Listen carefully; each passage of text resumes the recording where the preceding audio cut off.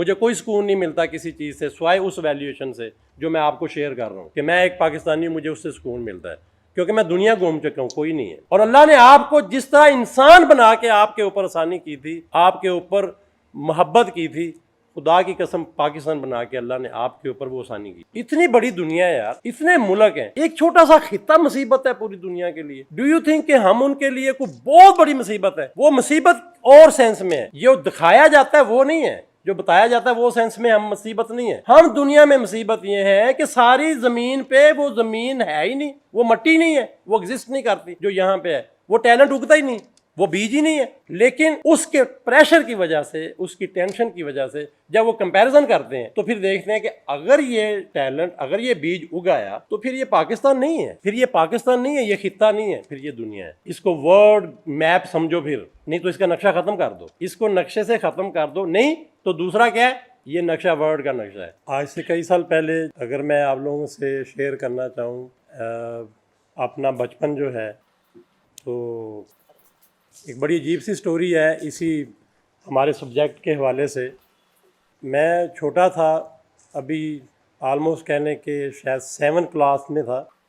तो ये जो कैलकुलेटर होते हैं, डिजिटल कैलकुलेटर जो होते हैं, ये आलमोस्ट उस वक़्त मेरे हिसाब से पहली दफ़ा आए थे, केसीओ के, सिटीज़न के 3 × 4। तो जब हम बटन दबाते थे तो वो बड़ा अजीब सा लगता था। एनी हाउ वो क्लास में किसी दोस्त के वालिद साहब बाहर से लेके आए, तो वो मुझे जब उसने दिखाया तो मैं उसको उससे लेके उससे तो घर ले आया। यानी वो मेरे लिए उस वक़्त एक बड़ी इनोवेटिव चीज़ थी। मैं उससे बार बार ये मल्टीप्लाई करना चाहता था, बार बार देखना चाहता था कि आखिर इसके साथ या इसके अंदर कितने बंदे हैं जो पीछे से ये नंबर शंबर मिलाते हैं और वो रिज़ल्ट ले आते हैं। क्योंकि उस वक़्त क्लास में हम लोगों को तो बड़ी मुसीबत होती थी ये छोटे छोटे क्वेश्चन करते हुए, लेकिन वो छोटी सी चीज़ बड़ी जल्दी आंसर ले आती थी। तो एनी हाउ जब मैं लेके आया तो घर में मैंने यूज़ किया, तो कुछ थोड़ा सा क्रिएटिव माइंड था बचपन से ही, तो मैंने क्या किया, उसको खोल दिया। मैं उसको खोले बगैर नहीं रह सका कि आखिरकार ये नंबर कैसे मल्टीप्लाई हो रहे हैं, बंदे कितने हैं इसके अंदर, बंदे कितने हैं। और जब मैंने खोला तो इवेंचुअली उसके अंदर मुझे कोई ख़ास चीज़ नज़र नहीं आई। ख़ासकर ये जो इलेक्ट्रॉनिक्स की इस तरह की चीज़ें थी, घड़ियाँ थीं डिजिटल, ये वो, तो ये टेप, रेडियो, टीवी वगैरह खोलें तो उनमें फिर भी कुछ ना कुछ नज़र आता है। कुछ ट्यूब्स होती हैं, कुछ चीज़ें होती हैं, और इसमें बिल्कुल ही वो एक कह लें डिस्प्ले शीशा सा नज़र आता है और एक आधी चीज़ इस तरह से नज़र आती है। एनी हाउ जब मैंने उसको बंद किया तो आधे डिजिट जो है ना वो गायब हो जाते हैं। अब मैं बड़ा हैरान हुआ, परेशान हुआ। एक तो मैंने उसे वापस करना था। अब मैं इतना परेशान हुआ और मैं अब सोच रहा हूँ कि अब मैं इसको क्या करूँ। मैं इसको बार बार खोलता हूँ, बंद करता हूँ, लेकिन आधे डिजिट गायब ही रहते हैं। तो मैक्सिमम मेरे जहन में आया कि यार जो हमारे यहाँ होता भी है कि जो भी चीज़ ख़राब है वो एक तेल की कुप्पी होती है हमारे घर में, पंखे से आवाज़ आ रही है उसमें डाल दो तो वो आवाज़ बंद हो जाती है, वो सही हो जाता है। ठीक है, इसी तरह जो भी प्रॉब्लम हमें नज़र आती है ना, तो हमारे पास एक कॉमन सोल्यूशन होता है, हम उसको डाल देते हैं। तो मैंने वो कभी पेट्रोल से उसको धोया, कभी जनाब वो तेल डाला, लेकिन वो आधे डिजिट फिर भी सही नहीं हुए। आप अंदाज़ा करें कि उसके बाद उस वक़्त के ज़हन के मुताबिक मैंने आखिरी फ़ैसला ये किया कि इसको ना किसी ऊंचाई पे रख देता हूँ और कुछ दिन बाद ना रेस्ट रूस्ट कर ले, ये सही हो जाएगा। तो इवेंचुअली मैंने बड़ी मुश्किल से कोई 5-7 दिन गिन के गुजारे और रोज़ सोचता था कि अब तो लाजमी ये सही हो जाएगा, अब ये लाजमी सही हो जाएगा। ये स्टोरी बड़ी अजीब है, आखिर में मैं लिंक करूँगा बहुत सारी चीज़ों से। तो आखिरकार जब मैंने उस हाइट से, ऊंचाई से नीचे उतारा उसको और मैं बटन ऑन करने लगा कि अब तो बिल्कुल सही हो गया होगा, और बटन ऑन किया तो वो डिजिट आदि थे। इसने मेरे माइंड के ऊपर बहुत ज़्यादा इम्पैक्ट क्रिएट किया कि यार आखिरकार इसको क्या हुआ है। तो मैं दोस्तों से पूछता, लोगों से पूछता, घर वालों से पूछता, वो कहते यार हमें नहीं पता ये तू क्या पूछता रहता है।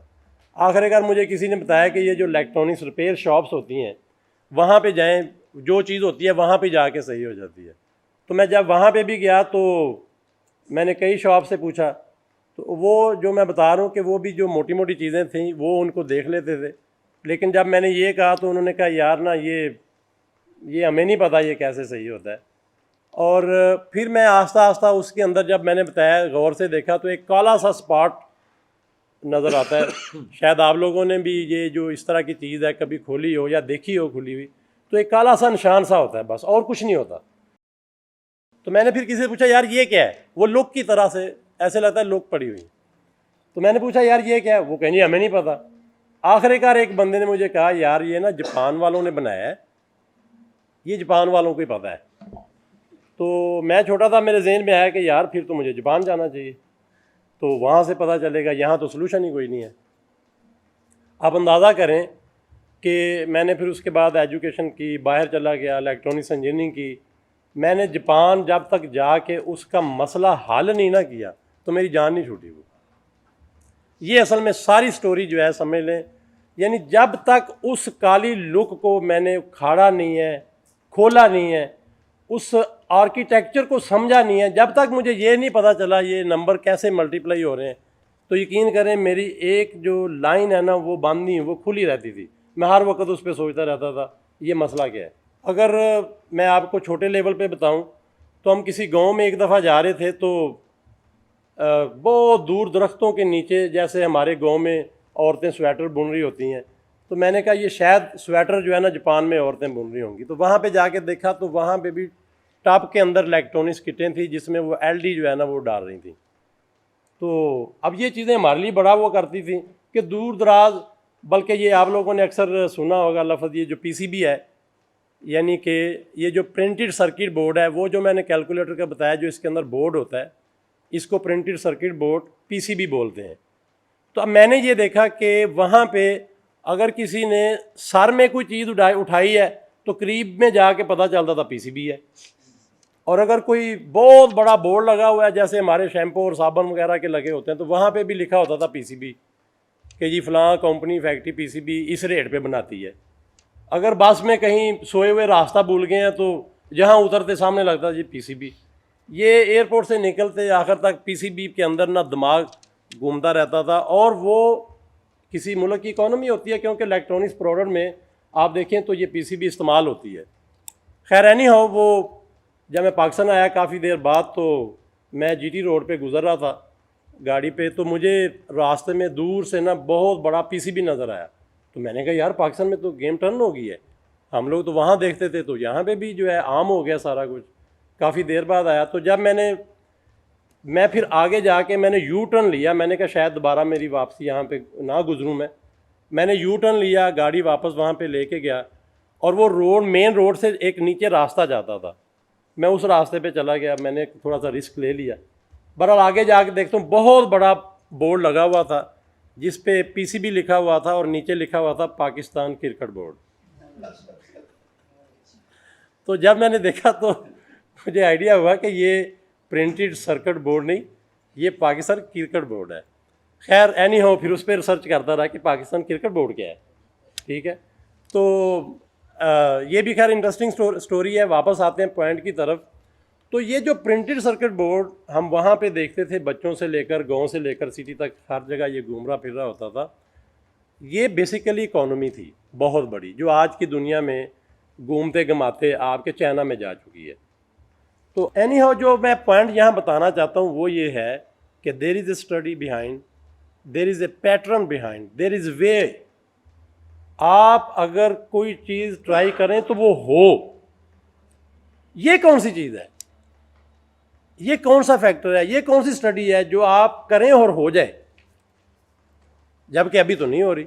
हम जो करते नहीं होता, जो करते नहीं होता, और जो किसी का मैंने बताया हो रहा है उसे भी नहीं पता क्यों हो रहा है। अब ये कौन सा फैक्टर है? ये वो फैक्टर है, देखिए अमेरिका की डेवलपमेंट, अमेरिका की तरक्की सबके सामने है। हम लोग देखते थे जी ये हुआ, पीछे फलां हुआ, लोग गए, ऐसे हुआ, चलें जी, समझ आती थी। यूरोप की समझ आती थी, जापान की हम सब ने बड़ा कुछ देखा है, इतनी बड़ी इकॉनमी देखी है। आप में से किसी को चाइना की समझ आती थी? यानी कि हर कंट्री को हमने रियलाइज़ किया तो शायद समझ आती थी जापानीज़ बड़े मेहनती हैं, फलां ऐसे हैं, और अमेरिकन पता नहीं बड़े फलां हैं, एजुकेटेड हैं। लेकिन आज से अगर कुछ साल पहले कोई बंदा ये कहता मैं चाइना जा रहा हूँ उसको कहता यार राह वाली चला जा, चाइना ज़रूर जाना यानी लोग बताते नहीं थे। इवेंचुअली अगर किसी बाई चांस किसी को जाना पड़ता, कोई ट्रांजिट पे भी जाता चाइना से, तो ना बताता कि मैं चाइना के थ्रू अब पता नहीं कहाँ गया हूँ। ये सिचुएशन थी। लेकिन आज की सिचुएशन जो है वो आप सब के सामने है। तो इसका मतलब है वो कौन सा पैटर्न है, वो कौन सी स्टडी है, वो कौन सा एल्गो है जिसको अडॉप्ट करके सारी कौमें हमारे सामने हैं, निकलती जा रही हैं। और आखिर पे जो चाइनीज़ हैं वो भी हमारे सामने निकल गए हैं। तो क्या हम एज ए कौम इन सारे लोगों से नीचे हैं? क्या मतलब हम जापानीज़, अमेरिकन या आखिर पे लेट से चाइनीज़ के हवाले से देखें तो क्या हम उनसे एज ए कौम जो है, एज ए टैलेंट क्या डाउन है? क्यों जी? अच्छा, ये आपको बहुत सारी जगहों पे दिन रात सुनते पढ़ते रहते हैं। और ये वाकई मैंने पर्सनली भी रियलाइज़ किया है, दुनिया के हर मुल्क में जाके हमने रियलाइज़ किया कि पाकिस्तान की कौम, पाकिस्तान के लोग बहुत अच्छे हैं और बहुत टैलेंटेड हैं। मैंने खुद जो है हर जगह अपने आप को एज ए पाकिस्तानी रिप्रेजेंट किया। इमेजिन करें, रियलाइज़ करें, ये मैं नहीं, दुनिया कहती है। और मैं बार दफ़ा कहता हूँ दुनिया को इसकी वैल्यूशन है, इसीलिए तो इसके पीछे पड़े। आप मुझे बताएं, इतनी बड़ी दुनिया है यार, इतने मुल्क हैं, एक छोटा सा खित्ता मुसीबत है पूरी दुनिया के लिए। डू यू थिंक कि हम उनके लिए कोई बहुत बड़ी मुसीबत है? वो मुसीबत और सेंस में है, जो दिखाया जाता है वो नहीं है, जो बताया जाता है वो सेंस में हम मुसीबत नहीं है। हम दुनिया में मुसीबत ये है कि सारी ज़मीन पे वो ज़मीन है ही नहीं, वो मट्टी नहीं है, वो एग्जिस्ट नहीं करती जो यहाँ पे है, वो टैलेंट उगता ही नहीं, वो बीज ही नहीं है। लेकिन उसके प्रेशर की वजह से, उसकी टेंशन की वजह से जब वो कंपैरिजन करते हैं तो फिर देखते हैं कि अगर ये टैलेंट, अगर ये बीज उगाया तो फिर ये पाकिस्तान नहीं है, फिर ये पाकिस्तान नहीं है, ये खित्ता नहीं है, फिर ये दुनिया है।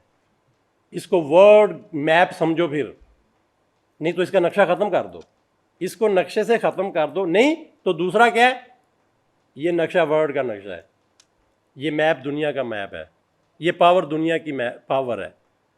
इसको रियलाइज़ करके देखें तो समझ आती है कि दुनिया फिर क्यों इतने लेवल पे परेशान और हमारे पीछे पड़ी है। जब से हम पैदा हुए हैं हमने तो एक ही देखा है, दुनिया हमारे बारे परेशान है। और जब हम बात करते थे बाहर, वो देखते थे यार कोई मसला तो नहीं है। आज भी मेरे पास हांगकांग की सिम है, आज भी मैसेज आते हैं कि आप एक ऐसे एरिया में हैं जहां टेंशन और बम फट रहे हैं, यहां से एम्बेसी रब्ता करें। मैं दिखा सकता हूं, अब मुझे बताएं कहां फट रहे हैं, रियलाइज़ करें। आज भी मैंने बताया मेरे मोबाइल पे मैसेज आता है, वो सिम बताया हांगकांग की है, क्या कि जी आपको थ्रेट है, आप पाकिस्तान पहुंच गए। अब उनको तो नहीं पता ये सिम मेरे पास है। तो अब इमेजिन करें, ये चीज़ें हम वैल्यूएट करते हैं। अब एक आम बंदा जो है अगर पाकिस्तान आता है, उसकी सिम पे मैसेज आ जाता है कि आप उस बाउंड्री में जहाँ पे एकदम ख़तरा है, प्रेशर है और आपको ये हो जाएगा और फलां नंबर पे रब्ता करें, वो तो वापस चला जाएगा।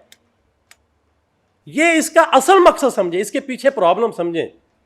प्रॉब्लम नॉर्मल ना समझें कि जी हमारा फ़िरका वारियत का मसला बन गया, फलाना मसला बन गया है। इवन मैं तो आप हैरान होंगे मेरी बातें सुन के कि जी टेररिज्म मसला बन गया, दहशतगर्द। इसके पीछे मसले समझें, इसके पीछे मसले समझें, वो नहीं आपको इतनी आसानी से पता चलेंगे। लेकिन खैर वापस आते हैं पॉइंट की तरफ। ये आपकी पावर है, ये आपका टैलेंट है, इसको समझें और उस महरूमियत के एहसास से निकलें कि मेरे पास ये नहीं है, मेरे पास फलां नहीं है, हमारा मुल्क ऐसा है, फलां चीज़। सबसे पहले ये रियलाइज़ करें आप कितना ज़बरदस्त बीज है, आप कितनी ज़बरदस्त मट्टी हैं, तो आके आपके अंदर से गम निकलें कि मेरे पास बहुत कुछ है यार। क्यों? मैं उस रीजन से बिलोंग करता हूँ जिस रीजन का थ्रेट है दुनिया को। तो एनी हाउ जब आप ये रियलाइज़ करेंगे, वैल्यूएशन शुरू हो जाएगी आपकी पावर आपको नज़र आना शुरू हो जाएगी कि आप कितनी बड़ी पावर है। ठीक है, ये बात सुन के लोग कहते हैं शायद पता नहीं जी आपके पास पैसा होगा और आप तो पता नहीं दुनिया घूम चुके हैं, आप तो बातें आती हैं आपको, आपके घर में मसला हो तो आपको पता चले। ठीक है ना, ऐसी बात नहीं है। ये वैल्यूएशन करके देखें, आप ये वैल्यूएशन करके देखें क्योंकि मेरी वैल्यूएशन जब मैं काम शुरू मैंने किया था, ज़ीरो से किया था, अगर आज हम खेल रहे हैं तो मेरी नज़दीक तो वही वैल्यूएशन है आज भी। मुझे कोई सुकून नहीं मिलता किसी चीज़ से सिवाय उस वैल्यूएशन से जो मैं आपको शेयर कर रहा हूँ कि मैं एक पाकिस्तानी हूँ, मुझे उससे सुकून मिलता है, क्योंकि मैं दुनिया घूम चुका हूँ, कोई नहीं है। और अल्लाह ने आपको जिस तरह इंसान बना के आपके ऊपर आसानी की थी, आपके ऊपर मोहब्बत की थी, खुदा की कसम पाकिस्तान बना के अल्लाह ने आपके ऊपर वो आसानी की है। ये वैल्यूएशन जिसने ले ली वो कभी नहीं घबराएगा, ना बारिश से, ना वो आपकी गर्मी से, ना सर्दी से, ना आपके जनाब इकोनॉमी से, ना किसी, आप नहीं घबराएंगे, क्योंकि आपके अंदर पावर आ जाएगी। आप अगर ज़िंदा हैं, जो कि वाकई ये मुल्क ज़िंदा है, तो आप बहुत कुछ कर सकते हैं। सिर्फ ये जो बातें हैं ये नहीं हम सुन पा रहे। जैसे इन्होंने मीडिया की बात की, दिन रात इतनी फ्रस्ट्रेशन क्रिएट करता है। मैं खुद अगर कोई टाइम निकाल के बैठ जाऊँ ना थोड़ी देर, तो मैं सोचता हूँ यार मेरी पागल होने वाली सिचुएशन है। मैं इतना समझता हूँ ये जो बात कर रहे हैं, एक आम बंदा तो गया, ये हो गया जनाब, फलां हो गया। एक खबर मुझे बताएं कितनी दफ़ा चलती है यार, बताएं। अगर आप खबर देना चाहते हैं गटर का ढक्कन खुला था, बच्चा मार गया, काफ़ी है एक खबर यार, काफ़ी है। आप मुझे बताएं कितनी दफ़ा चलती है, बताएं। अच्छा भाई, जो गटर के ढक्कन बंद है वो क्यों नहीं बता रहे? और पाकिस्तान में अगर 10,000 ढक्कन खुला है, और करोड़ों जो बंद है वो क्यों नहीं दिखा रहे कि लो जी ये बंद है और इतने बच्चे आज बचे भी हैं। सब आप जानते हैं ये सारे मामलात हैं, लेकिन हमें बेसिकली अब स्टेप लेना चाहिए। स्टेप बड़े सिंपल हैं, मौजूद हैं स्टेप, ये कोई इमेजिनेशन नहीं है। अगर ये सारा सर्कल घूम के चाइना आ चुका है तो ये इंशाल्लाह अब पाकिस्तान की बारी है, पाकिस्तान आएगा। बेहतर है हम इस सिचुएशन को खुद हैंडल करें, हम इसको ऑन करें। यकीन करें कि आज सिचुएशन बड़ी बेस्ट है। एक तो आप दुनिया की सुपर पावर से बिल्कुल लिंक हो चुके हैं और हर हवाले से लिंक हो चुके हैं। आज से पहले जिन पावरों से आप लिंक होते रहे सबको पता चल गया, ठीक है। जिनके इंतज़ार में रहे, जिनकी आस पे रहे, जिसने जो किया आज क्लियर है। मैं उस डिटेल में नहीं जाना चाहता, अंजाम भी देख लिया, सब ने सब कुछ देख लिया। आज जैसे भी है, जो भी है, एटलीस्ट जो है China is going to be a very big power.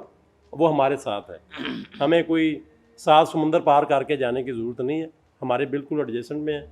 और इनकी आइडियालॉजी ही हम स्टडी कर लें और ले आएँ। मेरा असल में जो भी मोटिव था, या मैं चाइना में टाइम जितना मैंने लगाया या आज भी लगाता हूँ, मैं वहाँ पे जाके हमेशा आइडियालॉजी स्टडी करता रहूँ, ठीक है। मैं वापसी पे अपनी USB बैग, अपने कपड़ों के अंदर, अपनी जेबों के अंदर बड़े बड़े कंटेनर नहीं लाया इधर कि जी आप जो है ना बड़े बड़े जो है ना वो हेलमेट लें, शूज़ लें, ये वो। मैं हमेशा इन मुल्कों से आइडियालॉजी इम्पोर्ट करता रहूँ, ठीक है, और उसको रिलेट करता रहूँ कि हमें पाकिस्तान में वो आइडियालॉजी कहाँ इंजेक्ट करनी है। तो ये बड़ा सिंपल है, सिर्फ ये है कि ये ऑन करने की ज़रूरत है। तो बहुत पहले कहते हैं कि जो बादशाह वगैरह सफ़र करते थे या जो अमीर लोग बहुत सफ़र करते थे, तो उनके लिए रास्ते में पैदल वो चलते थे, कोई सवारी नहीं होती थी।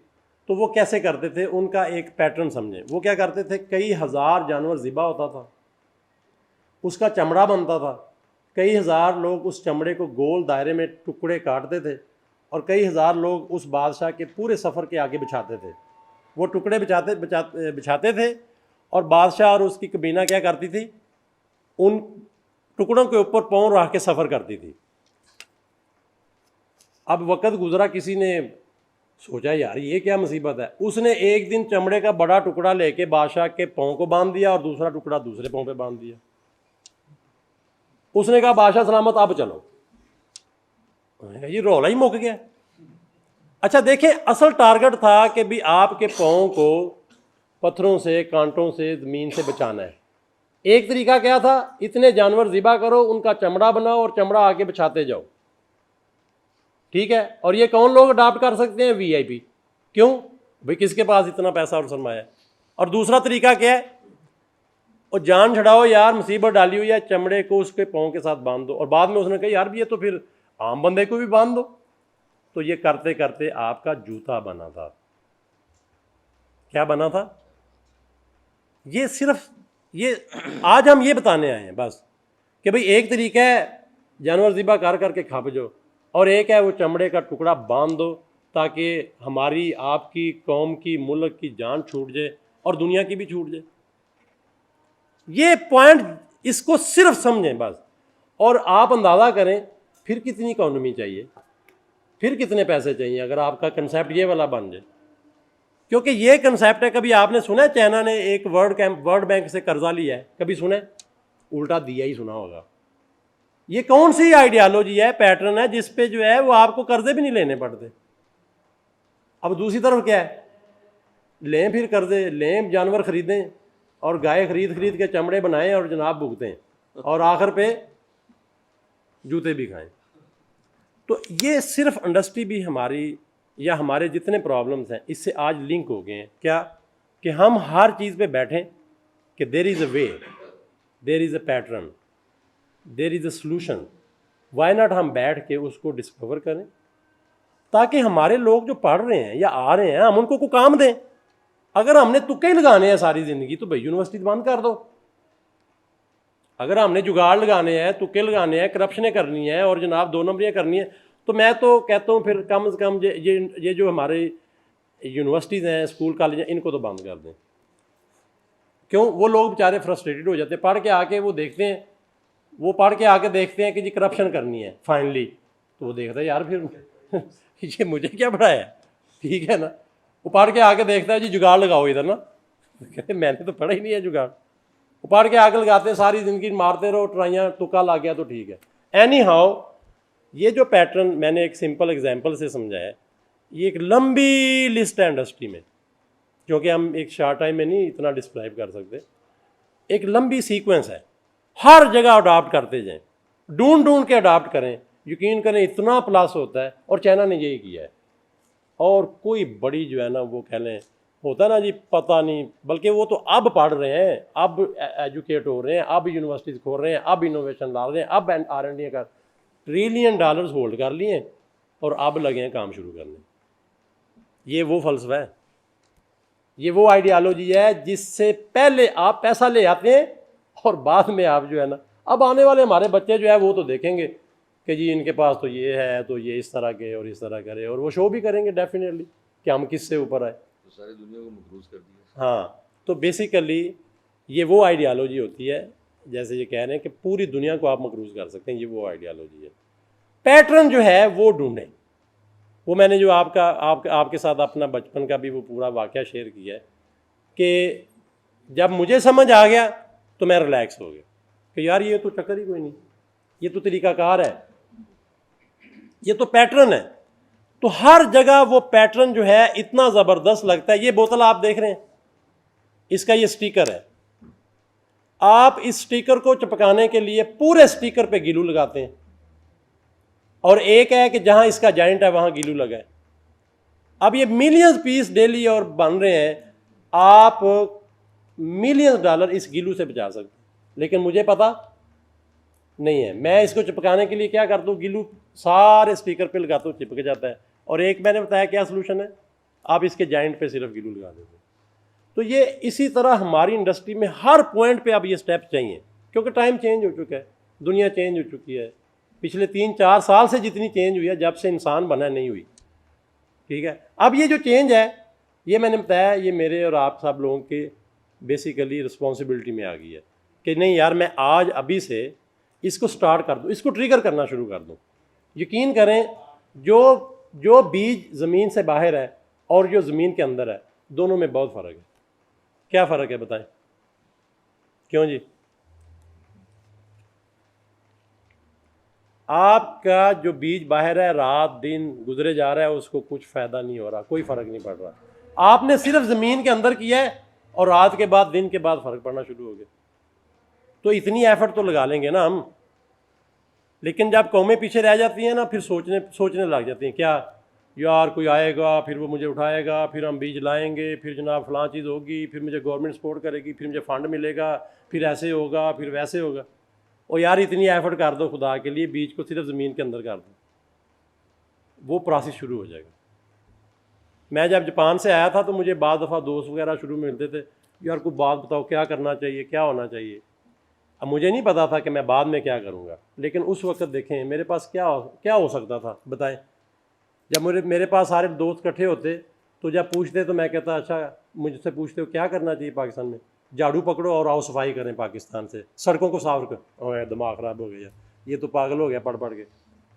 यानी ये फील होता था कि जब आप सफाई से शुरू हो जाते हैं, प्रोसेस शुरू हो जाता है, ट्रिगर होना शुरू हो जाता है, अगला स्टेप आता है, अगला स्टेप आता है, अगला स्टेप आता है, इंजेक्शन हो जाती है। यकीन करें ऐसे लगता है वायरस की तरह आप चीज़, अब लोग लग जाएंगे आपके साथ। पूरे पाकिस्तान के लोग आपका इंतज़ार कर रहे हैं। आप थोड़ा सा बारिश का कतरा बन के तो देखें, इंशाल्लाह फॉलो आप करेंगे और बहुत आगे जाएंगे। एनी हाउ इस शार्ट टाइम में अगरचे ये सारी चीज़ें उस तरह से डिटेल डिस्कस नहीं हो सकती, तो मैं बड़ा शुक्रगुज़ार हूँ आप लोगों का कि आप लोगों ने, ख़ासकर छुट्टी के दिन जो है टाइम निकालना बड़ा मुश्किल होता है, तो आप लोग तशरीफ़ लाए और इंशाल्लाह ये गेट टू गेट और ये मामला आगे चलते रहेंगे। बहुत शुक्रिया।